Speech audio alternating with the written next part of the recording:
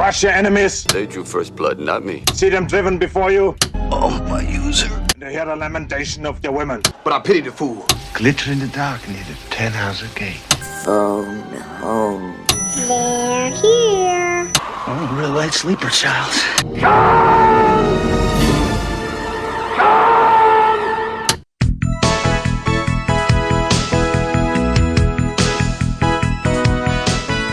Welcome to Vintage Video, where we're rewatching the 80s so you don't have to.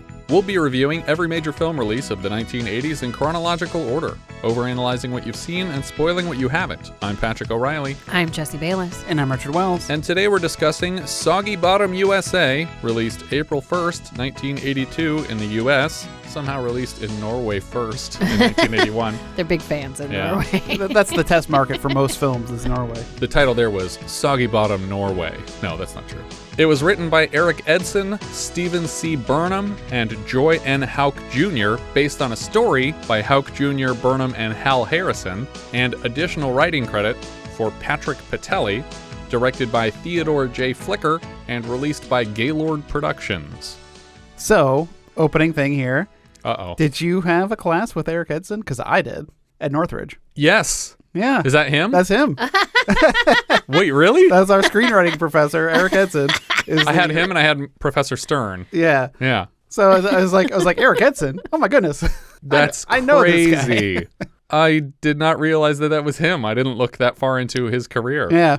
Huh. I texted James right away. I was like, look who's doing our podcast movie. That's incredible. Did James have him too? Yeah. That's funny. I didn't even know James went to see Son. Mm-hmm. Oh, okay. Not a lot of information on this film. Shot in mostly Texas, and the most interesting bit of trivia I have about the production is that the fictional town of Soggy Bottom does not appear to have inspired the name of the Oh Brother Where Art Thou fictional music group, the Soggy Bottom Boys, which is instead considered by most an homage to the Foggy Mountain Boys bluegrass band.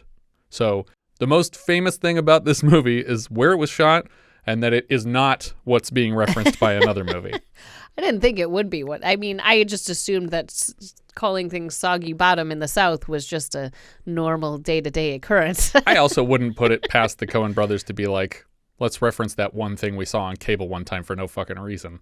We open in the Louisiana bayou, teeming with wildlife and portrayed on set by a Texas swamp. An original anthem for the town of Soggy Bottom, USA plays over the opening credits. Out along the bayous down in Louisiana, Spanish moss are hanging from the cypress knees. Little piece of heaven nestled in the swampland, Soggy Bottom, Louisiana, hidden in the trees. From the start, I presumed this was just the average no-budget rum-running hicksploitation film, and it mostly is, but the cast is inexplicably packed with a lot of our favorite early 80s character actors. The leads are Ben Johnson, Dub Taylor, Ann Wedgeworth, and Lois Nettleton, but the rest of the cast is rounded out with names like Anthony Zerbe, Jack Elam, Don Johnson, PJ Souls, Earl Boen, Severn Darden, Lane Smith, Hank Worden, and Brion James. Yeah, how did that happen? I don't know. I could find almost nothing about this movie and its production. It feels so low budget that, I get that these names weren't, huge names. It's not like these are A-listers, but they're big enough that they were in better movies than this. Well, what sometimes happens, especially with probably a pretty talented producer, not that this is a great movie, but they shot it in Texas. Someone had connections and reached out, who's in Texas right now? Who's in Texas that we could shoot with that has a day or two free? And they probably got this done real quick, and these people were just around and available and interested in working. So they probably just roped him into the production. It's like 2 sets, 3 sets. Well, and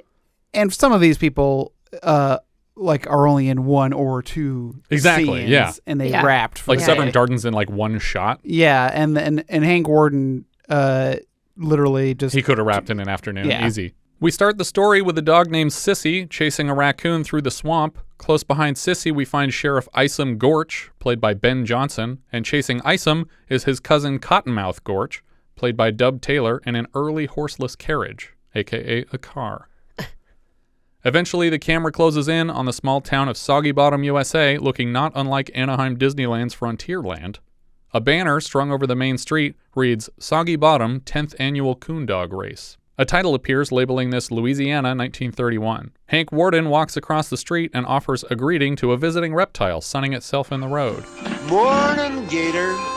At the edge of town, a barking is heard, and Isum chases Sissy through the main street past the sleeping gator. Cottonmouth, following in the car, barely notices the gator in time to swerve around it, and in doing so, clips a ladder and takes out all the support beams for every awning along half of Main Street. But nobody notices or cares. We don't even remark on this.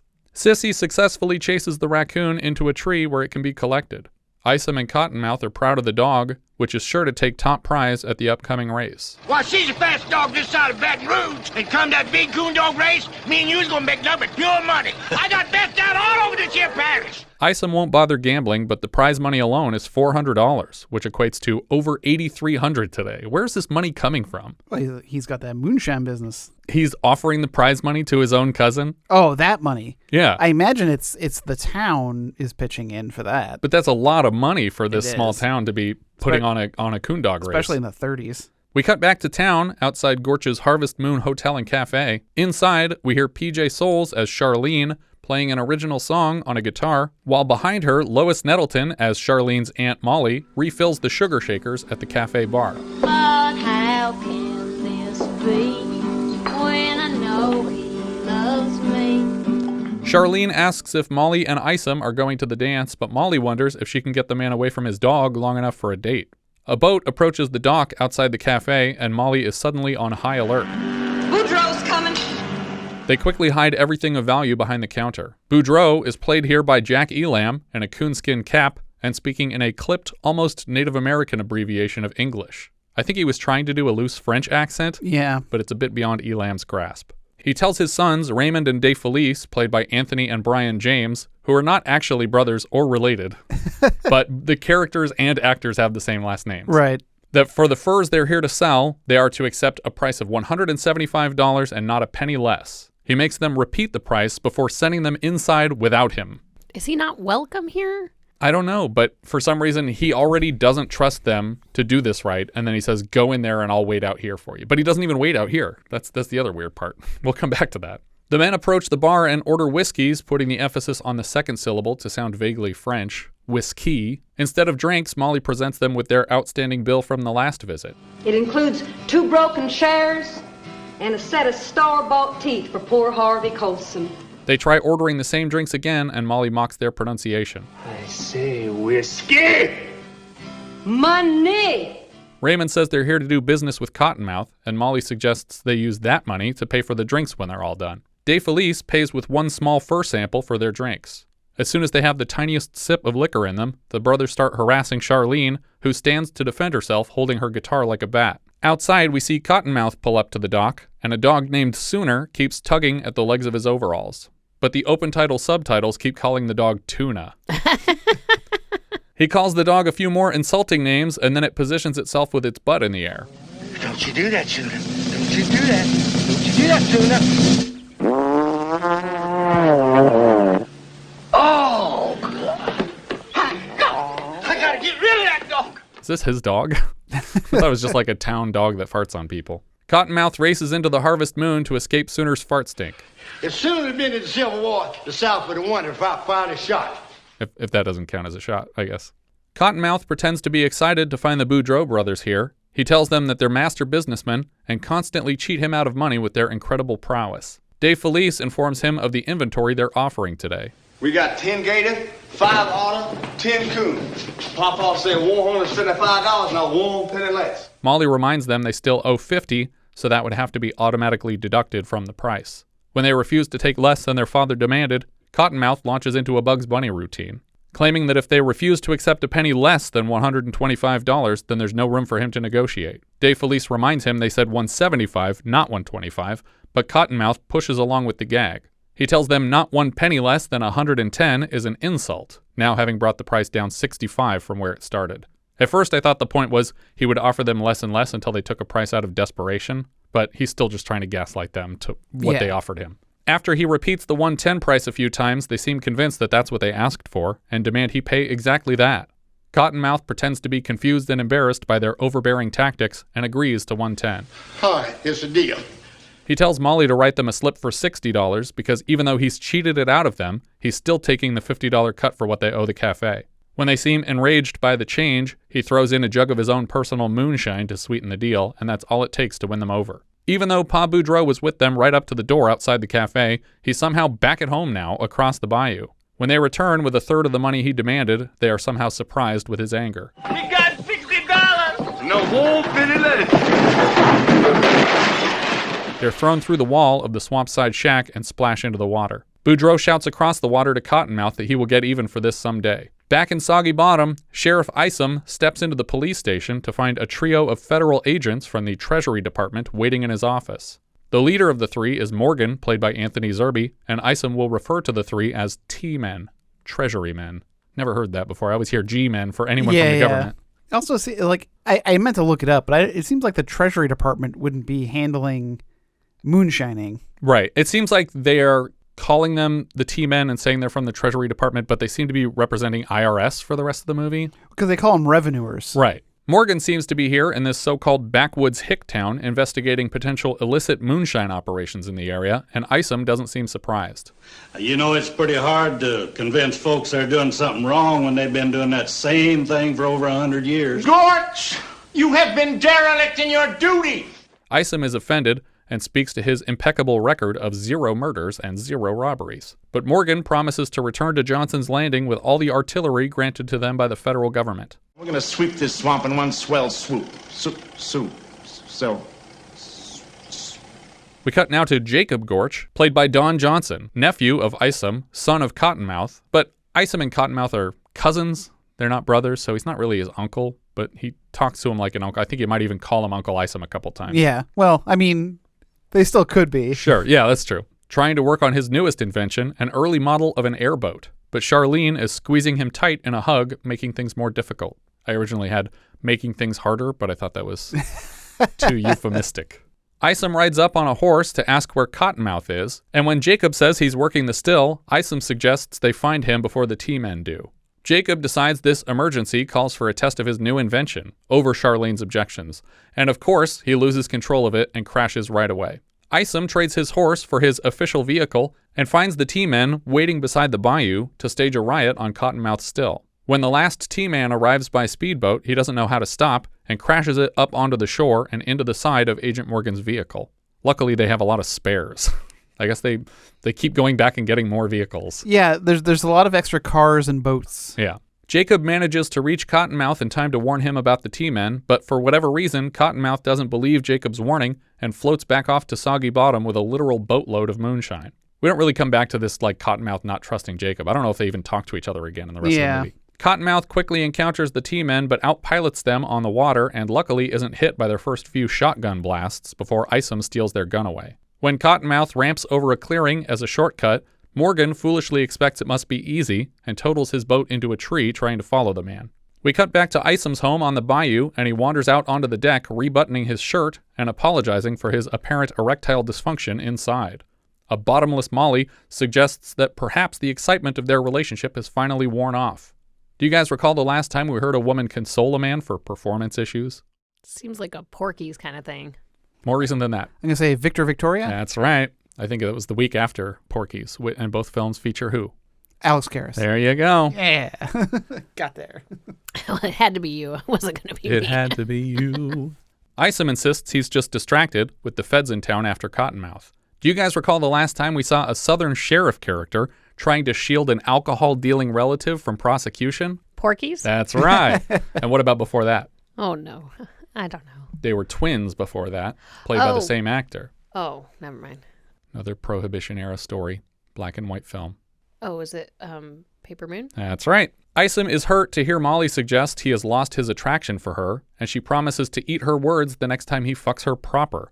Beyond that, she hints at other ways he could prove his feelings for her. Hey, Sheriff, you ever heard of marriage? Marriage? Yeah. Well, what's that got to do with this? Everything!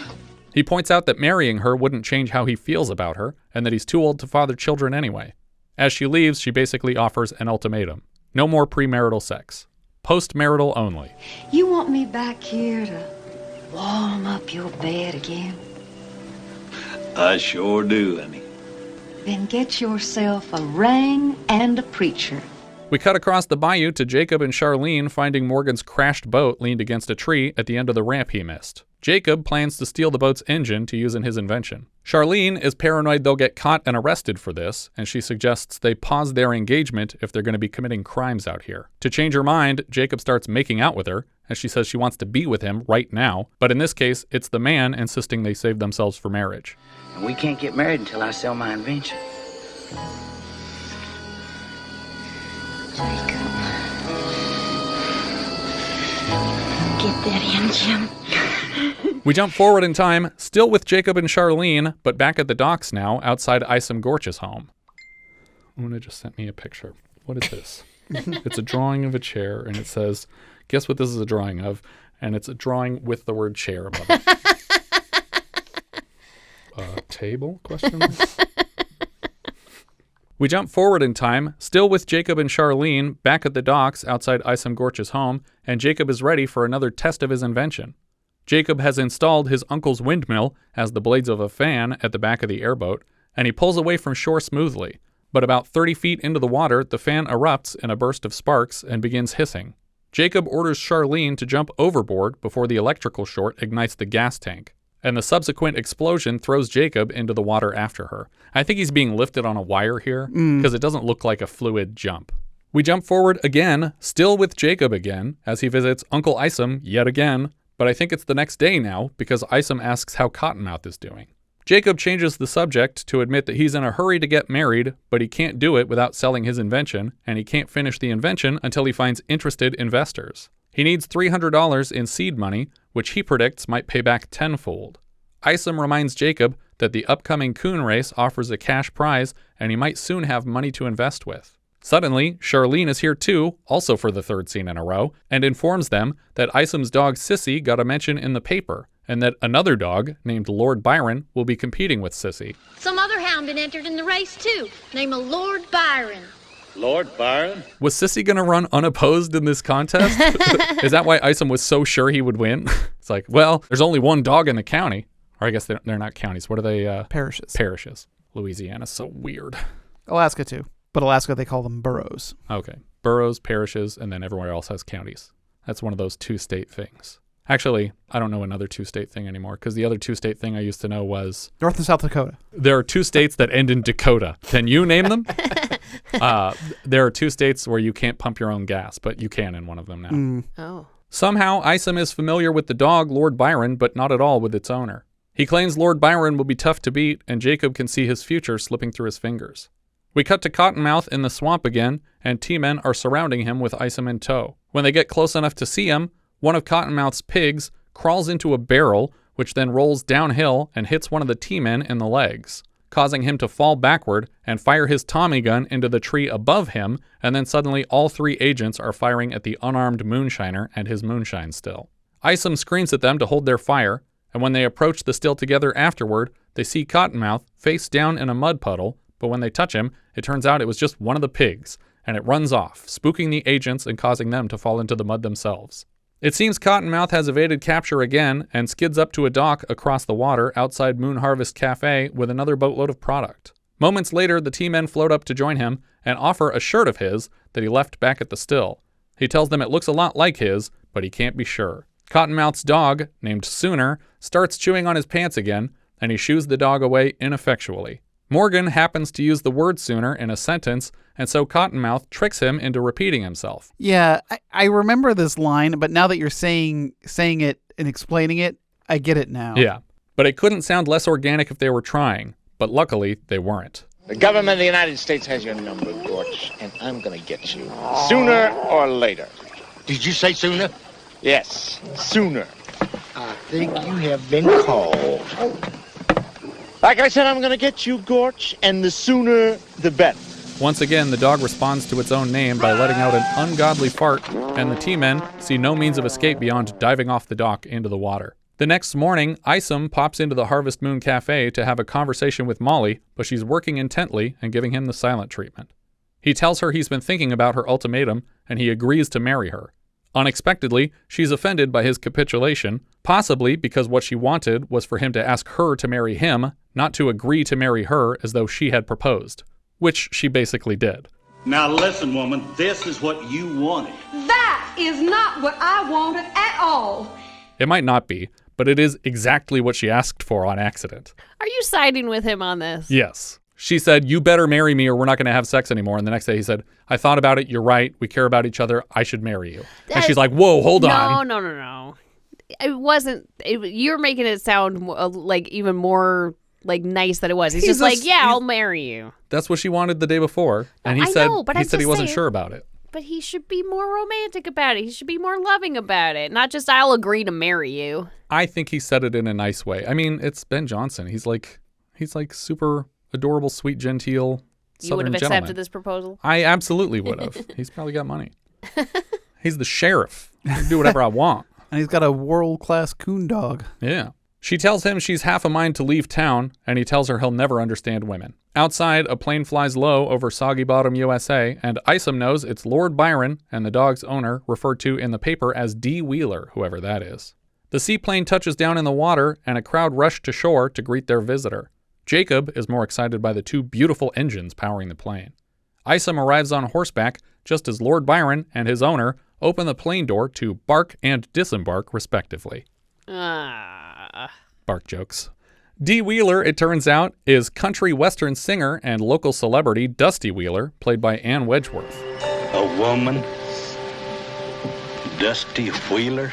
And she's preceded out of her plane by her agent, Smiling Jack, played by Lane Smith. Whenever he introduces her, he's got like a pocket full of glitter that he throws up in the air every time. Isum mutters to Cottonmouth that he refuses to race a woman, and his cousin reminds him he doesn't have to race her, the dogs race each other, and then shoves him forward to shake her hand. Dusty seems smitten right away and recognizes his name as the owner of Sissy, Lord Byron's main and potentially only competition in the upcoming coon race. She introduces her dog, and Smiling Jack suggests they all take a picture together in front of the banner announcing the contest. Molly rolls up in her car just as Isum and Dusty are posing for photographs and is immediately jealous. After the picture's been taken, Cottonmouth takes Dusty's hand to lead her to his hotel. For some reason, Isum hops in the car with Cottonmouth and Dusty, and right away, she's overtly hitting on the man. I hope Sissy isn't in heat. They say you can't hold back a bitch in heat. As Molly's like right over her shoulder. As they pull away, her agent Smiling Jack announces to the crowd that Dusty's album is available now on the Blue Dock label. We cut to the Harvest Moon Cafe later as preparations are made for a party. The crowd is excitedly waiting for Dusty to make her appearance from the room upstairs, and when she does, she walks arm in arm with Isum. Molly is flustered to see them together. Jacob sits next to Smiling Jack at the party and asks how it feels to ride behind the twin engines of his plane. It's like riding on an eagle's back. But you know what? That sucker will fly with only one engine. No kidding. Oh, yeah. Dusty brings up to Isum an intention to buy Sissy so that she might breed her with Lord Byron and make the world's greatest coon dogs. Start of a whole new champion line. How about $500? $500? He assures her Sissy is not for sale. Dusty starts touching Isum's face and talking about always getting what she wants when Molly sneaks up and flings a half-pound of mashed potatoes at the woman, but plays it off as an accident. But it's not like she just missed a bowl or something. She just flung potatoes at a woman point blank. Cottonmouth tells Dusty that his hotel and cafe will host the dance tomorrow before the race. She thinks it's customary to dance after the contest, but Cottonmouth says they like to party first while everyone's still friends. Then he introduces Sharlene and her guitar to perform an original song for the guest of honor. Sharlene is embarrassed to sing in front of an accomplished musician, but everyone applauds encouragingly. One of these days, when dreams have their way, we will be dreaming together. We'll find... Smiling Jack and Dusty share a glance and wordlessly conspire to steal this song from Sharlene. Sooner, the farting dog wanders into the cafe, and for the first time I notice this dog has a strip of black seemingly painted across its eyes. Then, we get this weird sequence where Molly looks at Sooner and Lord Byron on the cafe floor and sets down the remaining mashed potatoes where Sooner can reach them. Unclear what she's doing here, but either Lord Byron wants the food as well, or he mistakes the dog for a raccoon because of its painted eyes, and when he runs towards Sooner, his leash catches on the foot of Dusty's chair and tips her backward. Molly laughs at the chaos, but the plan backfires when Isum helps Dusty up and they both stand laughing. The ruckus interrupts Sharlene's song and she thinks it was a failure until Smiling Jack crosses the room and offers to buy the song for $20. Isum invites Dusty back to his place to meet Sissy, and they run there together through the pouring rain. Molly shows up at his house soon after and finds Dusty playing her guitar on Isum's porch.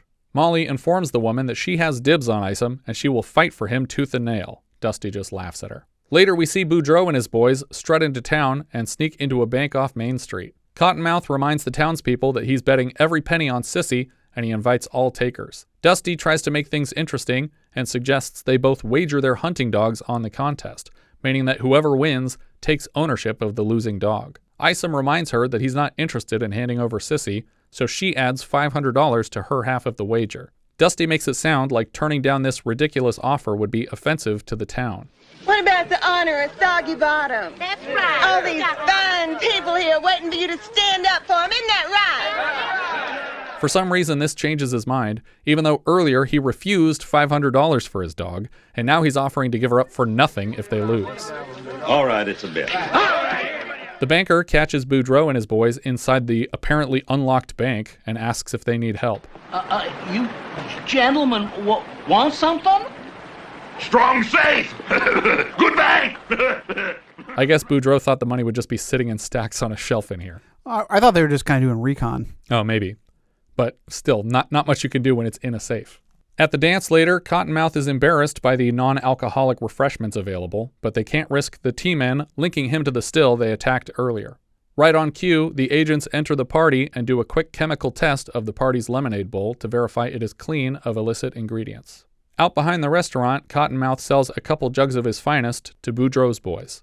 Jacob shows up suspiciously late to the party. Jacob, where have you been? I had some business to attend to. Well, look at all this food. Smiling Jack calls for everyone's attention to introduce a performance from Dusty Wheeler of her new song, written by Soggy Bottom's own Sharlene Foyer. A strange choice to debut her single the day after everyone just heard Sharlene singing the same song, unless she's just trying to make Sharlene look bad. Sharlene is only excited to have been credited, but seems to even enjoy the performance until Cottonmouth points out that the song is great and she's sure to make thousands from her ownership of it. But when Sharlene shares her contract, he sees Jack bought the song flat out with no obligation of future royalties. Girl, you don't even get your name on it. Well, Pappy, at the time it seemed like it was... You would have made enough money to get y'all both self-married. Instead of that, you chucked it right out the window. Boudreaux's boys sneak into the party and get the attention of Morgan and his men, offering the location of Cottonmouth's other undiscovered stills. While the men write down his instructions, Defalice pours an entire jug of the spirits they just bought into the lemonade bowl. This seems like a waste of the product they just paid money for, especially when Morgan already tested this drink for alcohol, so they're just donating it out of the kindness of their hearts. Well, their plan is to get everyone drunk so when they rob the bank, people will be more incapacitated. I guess. I didn't realize that was a part of their they extended plan. Yeah, they say like tomorrow that they're all going to have really bad okay. hangovers. We see Isum and Molly dancing, and she reminds him she intends to leave town after the race, and is very disappointed when he admits he's made peace with that decision. If you have to go, then you have to go. I do. I do. Yes, I certainly do. My mind is made up. When the song ends, they split up for only a second before Dusty slides in to take the next dance from Isum.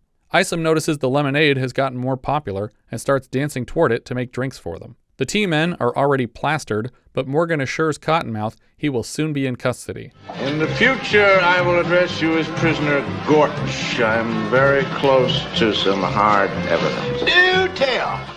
I guess the joke's already made, but I feel like Cottonmouth should have been like, closer than you know, because the hard evidence is the hard lemonade. Right. We cut to a back room where Cottonmouth is suddenly hosting lobster races, and as soon as he lifts the lid over the crustaceans, Defalice steps on one to interrupt. For some reason, the interruption means Smiling Jack wins, and as he counts his cash, Cottonmouth beats up the Boudreaux boys. Yeah, this is where you have to have a force majeure clause on your ticket. Force majeure, check the back of your ticket.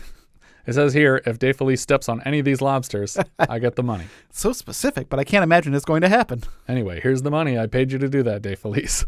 When the brothers stand back up, they shout fight to the rest of the partiers, and suddenly everyone starts punching each other for no clear reason. Like they're just like, oh, instructions, and they start fighting like friends are suddenly punching each other. While the dining room erupts in chaos, the brothers start stealing things from the back room. Smiling Jack tries to urge his client upstairs, but Isum says he'll keep Dusty safe. The tea men are now practically fall down drunk, but make plans to ask for the lemonade recipe before leaving. They do this really great toast where they cross all three of each other's arms. Like they try to aim to cheers. But they all miss. But then they all come back like in unison without like hitting each other's glasses. It's perfect. When the fight gets far enough out of hand, Isum calls for the room's attention and orders the women and children out of the fighting zone, and then makes a special announcement to prove to the tea men that he's done his due diligence. Gentlemen, it is my duty to inform you that you're all under arrest for public drunkenness and disorderly conduct. Now, in 20 minutes, I want all of you to meet me over at the jailhouse.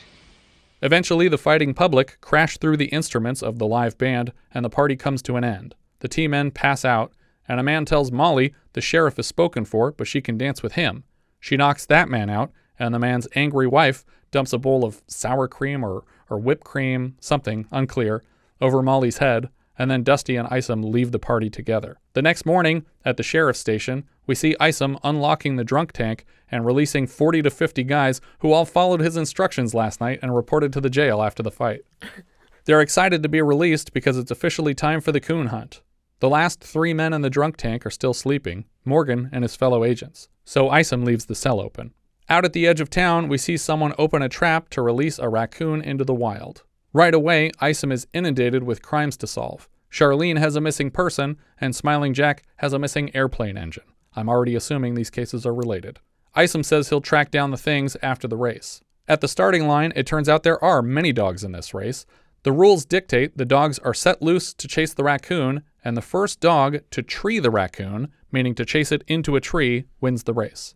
A judge will follow the dogs to determine which dog does the treeing, and today's judge, Placid Mouthamush, is played by Severn Darden for his only shot of the film. This feels like an incredibly difficult thing to track. To even keep up with them, I feel like would be almost that's impossible. what I'm saying. Is like you're running through like a wooded, swampy area after a dog. Yeah. And right. The judges could tell whether or not one particular dog, are all in a group, chased a raccoon up a tree. It's very weird. Molly follows Dusty very closely through the contest and seems impressed with her performance. Is there anything you don't do well? No. Smiling Jack rides his horse under a low branch and knocks himself into a puddle of mud, but Cottonmouth tells him it's not mud. That's quicksand! We see Dusty inexplicably ride her horse right out into the swamp water and then fall off of it within feet of an angry gator. Luckily, Molly is there to pull her out of the water. She hugs Molly tight around the waist as they ride fast to catch up with the pack of dogs. As expected, Lord Byron and Sissy are leading the pack by a considerable distance, nose to nose, and seem to tree the contest's raccoon simultaneously. But we're not counting which dog is closest when the raccoon goes into the tree. We're counting which dog leans against the tree once the raccoon is up in the branches, I guess. Well, because Sissy stops running. Right, but they're both running side by side at the same pace. And actually, Sissy's a little bit ahead when the raccoon goes into the tree. Right. But apparently that's not the treeing part. It's played out over a 2-minute slow motion shot of the dogs just running and barking and running and barking, and the audio is so repetitive. It's like the same bark. They tried to keep mixing it up like a little bit, but it's just the same 2 bark sounds over and over again. It's like the dog on The Simpsons that spells things out for Homer. Right, yeah, exactly. I can't believe they let it play for that long. Also, Sissy is either pregnant or has recently had a litter. Oh, really? Because not that this She's got a soggy bottom. She's got a soggy bottom. Her you see one puppy fall out of her when she's running? It's just like her doggy nipples are all dangling down all over the place. That's a different movie. It's saggy bottom. After the coon is treed, Sissy starts limping and then lays on her back as if in distress. Lord Byron reaches the tree first, but Isum is focusing on the apparently injured Sissy. Take it easy now. It's all over. Is she all right? I think she busted a leg. Dusty is sorry the contest ended this way, and Isum apologizes for losing all of Cottonmouth's bets. They move Sissy to a wagon to take her back to town when suddenly an explosion rises from the edge of sight. Back in the empty town, Boudreaux and company are collecting loose cash from a pile on the street outside the exploded bank. No, I thought for sure that this was Jacob and the engine. Yep. I think we're supposed to think that. A foolproof plan until Sheriff Isum rides up on a horse seconds later. Rather than make an excuse, Boudreaux points a shotgun at Isum and then takes Sharlene hostage so they can escape.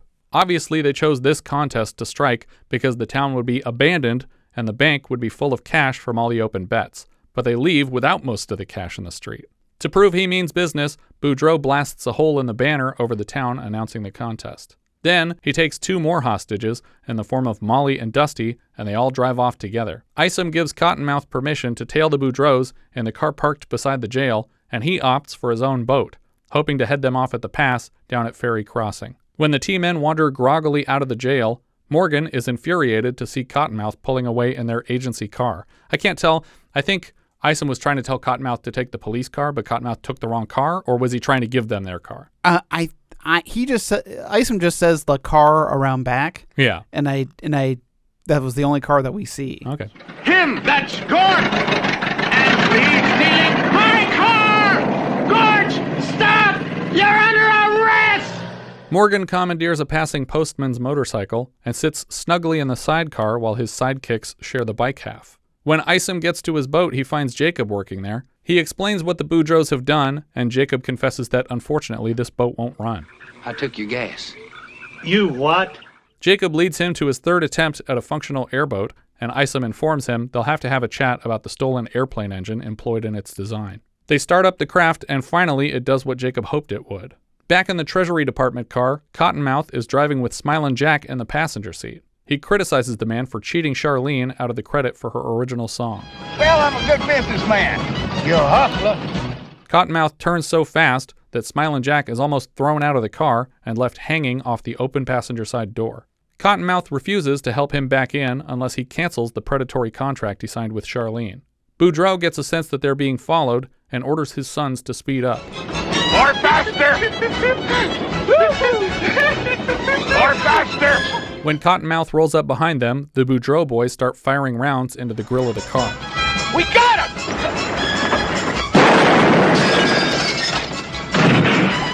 We don't got him! When they back off, the pursuing T-men on the commandeered bike start shooting at them from behind. No one escaped from the U.S. government! The guy steering the bike is getting nauseous and starts swerving all over the road. Smilin Jack, with his life flashing before his eyes, starts reeling off a final confession to the Lord in case it's his time to go. Oh, Heavenly Father, I do repent my sins. I've cheated my fellow man. I've practiced self-abuse. What the hell are you talking about? Eventually, the car seems to die, but the T-men inexplicably swerve around the men that they were just chasing to catch up with the Boudreaux, who are now stuck behind a slow-moving flatbed overloaded with barrels of what's called molasses, according to the barrels. Yeah, I was going to say... Definitely not molasses. Mm-hmm. To speed them up, Boudreaux starts shooting at the barrels, which spray back at them, and since it doesn't look like molasses, it foams all over the windshield. When the T-men start closing in on the Boudreaux car, the brothers are quickly shooting back at them, so these agents start firing on the Boudreaux. Morgan, in the bike's sidecar, identifies the liquid spraying from the flatbed truck as malt, and concludes that these barrels are part of another moonshine operation. That's malt, and malt means beer. Arrest that truck! Boudreaux fires in the air and knocks down a branch that lands on the bike, wrapping the agents in leaves and sending them veering off the road. Somehow, Cottonmouth gets his car moving again and speeds past them, and Morgan wants everybody arrested. Jacob and Isum come skidding over the water up to Ferry Crossing and tell the man operating the ferry to start the boat before the Boudreaux get here. The malt barrel truck sees the men blocking the ferry and swerves off the road, but Raymond Boudreaux speeds up and clears the gap from the dock, landing their truck in the back of the ferry as it crosses the river. Cottonmouth comes tearing down the road and throws the wheel hard to the left to stop it. It skids right up to the edge of the dock, but the momentum tosses his passenger Smilin Jack out into the water. Cottonmouth fishes Jack out of the water, and Isum tells them to follow the ferry in another boat. Finally, the T-men arrive with seemingly no way to stop. The bike and sidecar tear apart and fly in 2 halves around the agency car at the end of the dock and off into the water.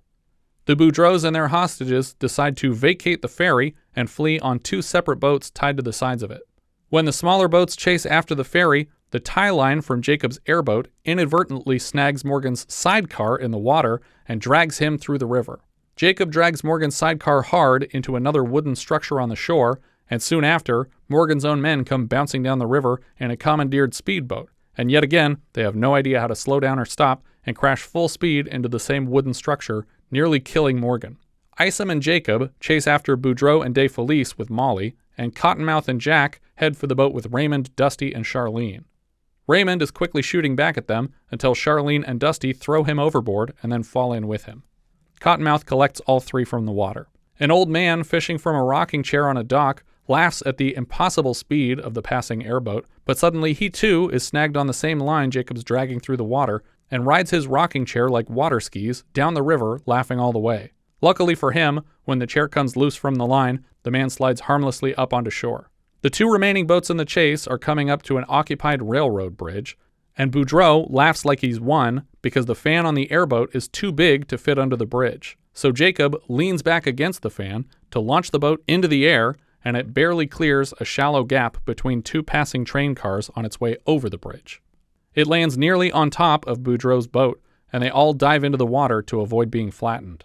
Later, Isum marches back to town with the Boudreaux all tied up, and he's about to lock them in the jailhouse when a dripping wet Morgan takes the end of the rope. Robbing a bank is a federal offense. My jurisdiction. The T-men take the Boudreaux away with them. Dusty approaches Isum to ask about that incredible flying boat contraption, and the sheriff admits that Jacob stole their plane engine to power it. Dusty is right on the verge of being offended when Smilin Jack interrupts, recognizing the usefulness of Jacob's invention and asking if he's taking on investors. Cottonmouth steps in to tell Smilin Jack that he's the point of contact for all Gorch family business because he doesn't want his son to get ripped off. Yeah. Now, Dusty changes gears to thank Isum for saving her, but again, she is thwarted when Sheriff sees Molly meandering back home and leaves to follow her. Isum? Excuse me, Miss Dusty. When he catches up with Molly, she wipes tears from her eyes and wishes him and Dusty good luck. I don't need any. I got all the luck I can take care of. I don't know what that means. Yeah. That doesn't make sense. She hugs him close, and unexpectedly out of character, Dusty appears to claim Isum is her man. Listen, Miss Dusty, you already won the race. Ain't that enough? Dusty reminds Isum of the wager and asks where he had Sissy's corpse towed off to. No, apparently Sissy's still alive. But technically Dusty's property now. And then she smiles and admits that would actually be super shitty of her to hold him to that deal after he just rescued her. Instead, she asks that Isum agree to breed Sissy and Lord Byron and let Dusty take the pick of the litter. The sheriff then says, I like the way you do business. It's like, with dog sex transactions? Yeah. This is so much easier than paying for stuff.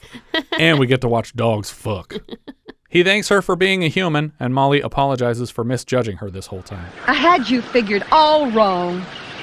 No, you didn't. We cut straight to the dual wedding of Jacob and Sharlene and Isum and Molly. When the priest asks the congregation to voice any objections to the ceremony, we cut outside the building as Sooner, the famous farting dog, wanders into the chapel and farts a third and final time, driving everyone out the doors and windows of the small building with his terrible stench.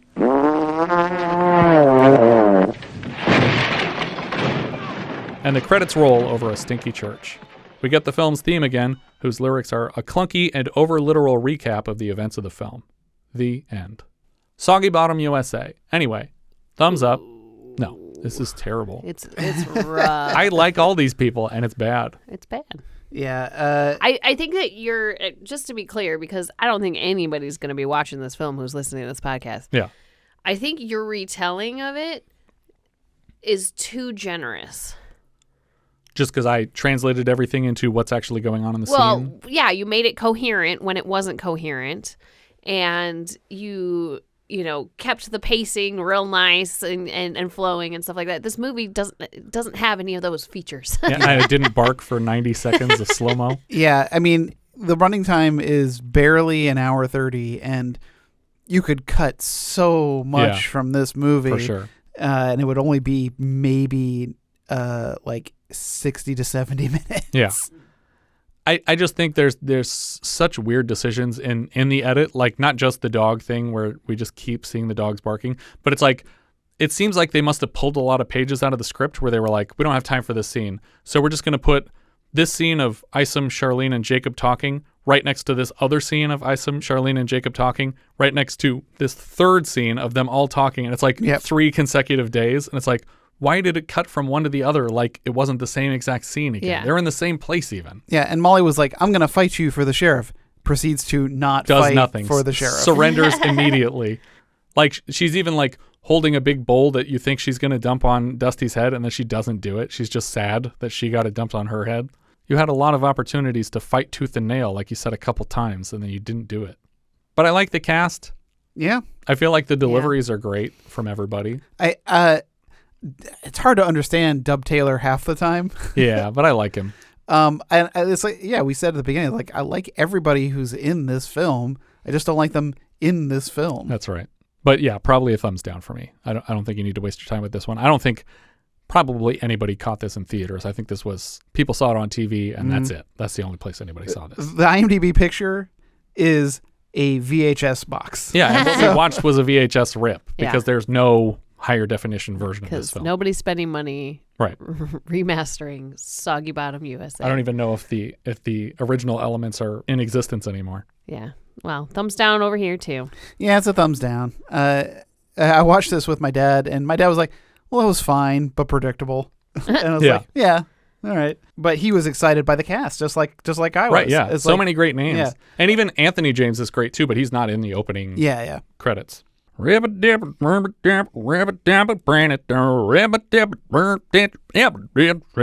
you making those sounds? The lyric that I hate the most in that whole song is when it says, the chastenest place that you ever did see. And it's like, the chastenest place? That's bizarre. It's a bizarre way to describe a place where several chases took place in the film. What are we thinking Letterboxd, Jess? It's pretty low because there's not much going on here. I have it at 46 out of 48. All right. It is below Parasite and above The Comeback Trail. All right. Richard, what are you thinking? I have it at 44, which puts it below Final Assignment, but above Madman. I have it in 39 out of 48, which is just under Green Ice and just above McVicker. Really? This is better than McVicker? McVicker's boring as fuck. It's just an angry British dude but screaming at people. It's way better made than this. I would rather watch Dub Taylor mispronounce 20 words. I would much rather watch McVicker than this again. Watch Roger Daltrey pretend to intimidate prison guards. It's cold. It's fucking cold. Our director here was Theodore J. Flicker. He has mostly TV directing credits on shows like The Man from U.N.C.L., The Andy Griffith Show, Barney Miller, and Twilight Zone, but only a handful of features along the way and nothing I recognized. Writer Eric Edson, after this, almost exclusively TV, including A Trapper John M.D., Nothing Else I Knew, and apparently he was my screenwriting professor in college. I do remember him telling a story that he was one of the screenwriters, but no longer credited for, I think, for Hero with Dustin Hoffman. Oh, okay. I like that movie. Yeah, I believe he told that story. I can't swear to it. Then we have story and writing credit for Stephen C. Burnham, this and something called The Brain Machine for him. The other story and writing credit is for Joy N. Houck Jr. This was his final writing credit after Night of Bloody Horror and Women and Bloody Terror, and the same Brain Machine title, all of which he also directed. He also has a handful of acting credits in titles like Eastwood Vehicle Tightrope, Jim Jarmusch's Down by Law, and 1986's The Big Easy. The other story and writing credit was for Hal Harrison, and this is his third and last writing credit after Pony Express writer and Baker's Hawk. He was also the production manager on Flight of the Navigator, and then a boatload of Perry Mason titles to connect us back to last week's movie, starring Perry Mason himself. The last writing credit was for Patrick Pittelli, who just wrote this. The music came from Larry Kanzler. This was his first feature score, and he comes back later to score Smokey and the Bandit 3. That at least makes sense that you would go to this guy for that. The cinematographer here was George Boulay. He had previously lit Live and Let Die, Thieves Like Us, Gator, and the first Smokey and the Bandit. So he's like a local, cinematographer. We need someone who can light a swamp. Well, then you want Boulay. I guarantee I can light this film. So far on the show, we've seen his work in Roadie, and later he lends his Dr. Detroit, Stroker Ace, and Breakfast Club. The editor here was Frank Bracht. He previously cut White Christmas, Funny Face, Damn Yankees, and HUD, and this was his final editor credit. Ben Johnson played Isum Gorch. He appears earlier in Rio Grande, Shane, Oklahoma, One-Eyed Jacks, and Hang 'em High. His character name here seems to be a combination of his character Tector Gorch in The Wild Bunch and the title of his following film, Chisum, because it's ISUM again for his name. Later, he's in The Last Picture Show, The Getaway, Kid Blue with Dennis Hopper from last week's film, and killer B movie The Swarm. We've also seen Johnson now in The Sugarland Express, The Hunter, Ruckus, and Terror Train. I was thrown off for a second because in my head he was also the sheriff in Butcher Baker Nightmare Maker, but that wasn't Ben Johnson, it was Bo Svensson. But he's playing a very Ben Johnson type character in that. Johnson's also back this season for Tex, and later he's in Red Dawn. Dub Taylor played Cottonmouth Gorch, another Western mainstay with credits back to the 30s, including non-Westerns You Can't Take It With You and Mr. Smith Goes to Washington. Later, he's in giant ant monster movie Them, the 54 A Star Is Born, How the West Was Won. He's in The Wild Bunch with Johnson, The Reavers, and we've seen him so far in A Man Called Horse, and as a talkative gas station attendant in Thunderbolt and Lightfoot. That ain't it. That's it. And as the groundskeeper in Burnt Offerings. He was also for the 80s and Used Cars. He also has credits in Tom Sawyer, Gator, The Rescuers, and later in Cannonball Run 2, the Starman TV series, and is one of the saloon old-timers in Back to the Future 3. Ann Wedgeworth played Dusty Wheeler. Before this, she has credits in Bang the Drum Slowly. She was Lana Shields in 13 episodes of Three's Company. After this, she's Bootsy Westchester in 15 episodes of Filthy Rich. She's Dolores in My Science Project, Aunt Fern in Steel Magnolias, Audrey Connor, Dan's mom, in Season 2 of Roseanne. But when the character reappears in Season 9, she's played by Debbie Reynolds. Do you guys recall the last time we discussed a famous sitcom character's parent who was later recast when the show got more popular? The parent got recast. By Jerry Stiller. Oh, okay. So it was a Seinfeld thing? It was. Yeah. Do you remember who played Mr. Costanza first? No. John Randolph, the mayor from Earthquake. Wedgeworth is also probably best known as her character Merlene Eldridge from 99 episodes of Evening Shade. She was also married to Rip Torn for a number of years. That has to be tough. Lois Nettleton played Molly. We've seen her now in Dirty Dingus McGee, Deadly Blessing, and Butterfly. She's back this season for The Best Little Whorehouse in Texas. Later she appears on Baywatch Nights, and she's voiced Maleficent a couple times for Disney and direct-to-video titles like Mickey's House of Villains, and then on the subsequent House of Mouse series. Don Johnson played Jacob Gorch. He is of no relation to Ben Johnson, playing his uncle here. Before this, he appeared in A Boy and His Dog and returned to Macon County. He's back this season for Melanie, and he exploded to fame as the lead in 111 episodes of Miami Vice. He shows up in a few features like Harley Davidson and the Marlboro Man, I think as the Marlboro Man, and in Tin Cup with Cheech Marin's in that, right? Yep. And then the two of them together scored big again as the co-leads of 122 episodes of Nash Bridges. Since then, he's had memorable turns in Eastbound and Down, Tarantino's Django Unchained, Rian Johnson's Knives Out, and several episodes of the Watchmen miniseries. PJ Soles played Sharlene. Before this, she appears in Carrie, Halloween, Rock and Roll High School, and Breaking Away, and so far on the show in Private Benjamin and Stripes.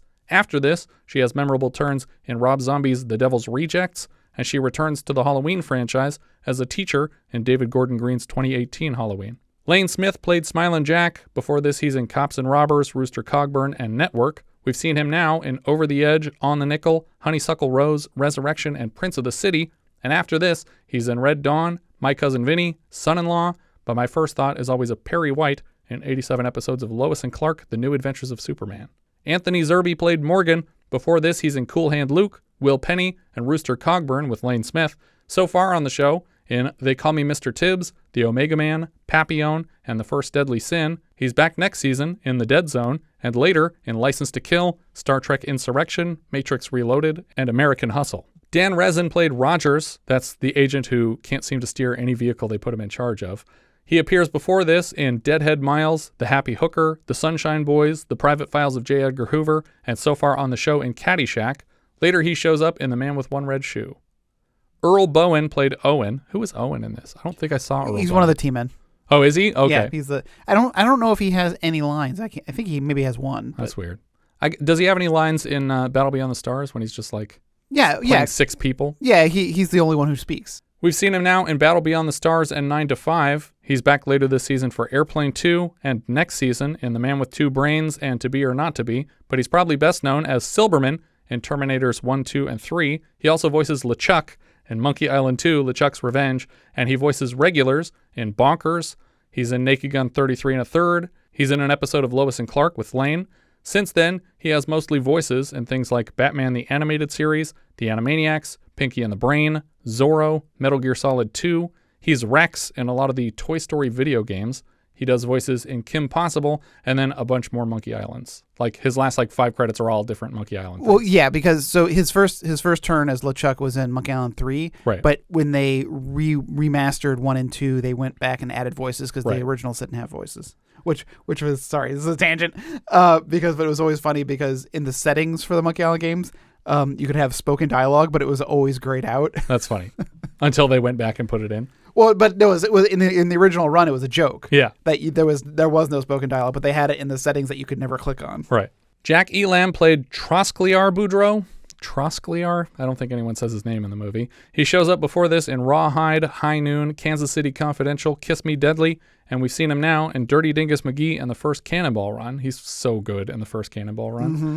Later, he's in Jinxed, Cannonball Run 2, and Suburban Commando. Anthony James played Raymond. Before this, he's in the Heat of the Night and High Plains Drifter. We've seen him now in Vanishing Point as one of the gay hitchhikers that try to kill Kowalski. Yeah. And then in Burnt Offerings, he's the terrifying hearse driver that shows up at the door and throws a coffin across the room. But it's him and Arthur Mallet in Vanishing Point? As the other hitchhiker? Yeah. It could be. That sounds right.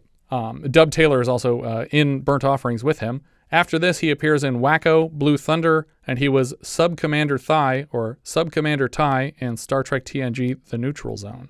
Brion James played Defalice. Before this, he's in Nickelodeon, Roots, Corvette Summer, and we've seen him now in Holy Moses, The Jazz Singer, The Postman Always Rings Twice, and Southern Comfort. We'll see him next in Blade Runner and 48 Hours this season. Later, he's in Silverado, Enemy Mine, Armed and Dangerous, House 3, Tango and Cash, Another 48 Hours, The Player, and Cabin Boy. Hank Worden played Old Geezer. He has credits back to 35 and dozens of Westerns. Mm-hmm. He's in Stagecoach, Jack London, Streets of Laredo, The Searchers, The Alamo, The Music Man, True Grit, Chisholm, Big Jake, Bedknobs and Broomsticks, and Smokey and the Bandit. So far on the show, we've seen him in Every Which Way But Loose. No, we did Any Which Way You Can. But he's in the first one. He's also in Bronco Billy and Scream. He's back this season for Hammett, and later The Ice Pirates and Euphoria. Charles Woolf played LeBlanc. We've seen him now in The Incredible Shrinking Woman, and later he's in Mr. Mom and Elvira, Mistress of the Dark. Severn Darden played Horace Mouthamush, which is not the name they give him in the film, but that's what he's credited as. Before this, he's in They Shoot Horses, Don't They?, Dennis Hopper's The Last Movie, The Conquest of and Battle for the Planet of the Apes, and so far on the show in Vanishing Point, Day of the Dolphin, Mother Jugs and Speed, A Small Circle of Friends, Hopscotch, In God We Trust, and Saturday the 14th. Wasn't he Van Helsing in Saturday the 14th? Mm-hmm. Lane Britton played Storekeeper. He has credits as the Cheese Whiz in Blues Brothers. Is that the blind guy that he gives the Cheese Whiz to? You got my Cheese Whiz, boy. Toss. There you go. What I love is he's had this can in his pocket all day for the first 30 minutes of this movie. Delicious. I think that's everything for Soggy Bottom USA. If you have any thoughts you'd like to share, you can find all our socials at linktree/vintagevideopod.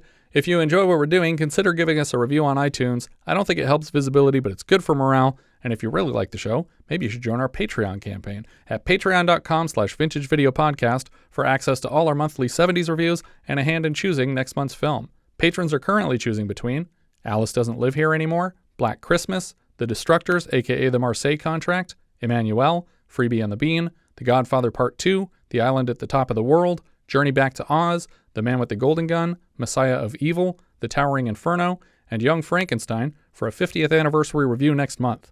Thank you so much for listening, and I hope you'll join us next time when we'll be discussing A Little Sex, which IMDb describes like so. The story of Michael Donovan's amusing and doomed attempts to wield life's ultimate double-edged sword, infidelity. We leave you now with the trailer for A Little Sex. You'd have to call Michael Donovan a lucky guy. No matter what he does or where he goes, he seems to get the most out of life. Well, as long as we're in bed together, my name is Michael. Hi, Michael. Catherine. Nice name. I got an idea. What? Excuse me, you can't do that here. No. But it isn't until he meets the girl of his dreams. You want to marry me? Yeah. That the trouble begins. I don't know what's happened to women in the last few years. They come right up to you, they say things, it's just unbelievable. They're like men used to be. It's a whole new ballgame. It's just a jungle out there. Maybe I'm doing the marriage more harm than good. You mean if you don't start fooling around, you may wreck the marriage? If a look can last a lifetime, and if one touch can light a fire, just imagine what a little sex can do. Tim Matheson and Kate Capshaw in A Little Sex.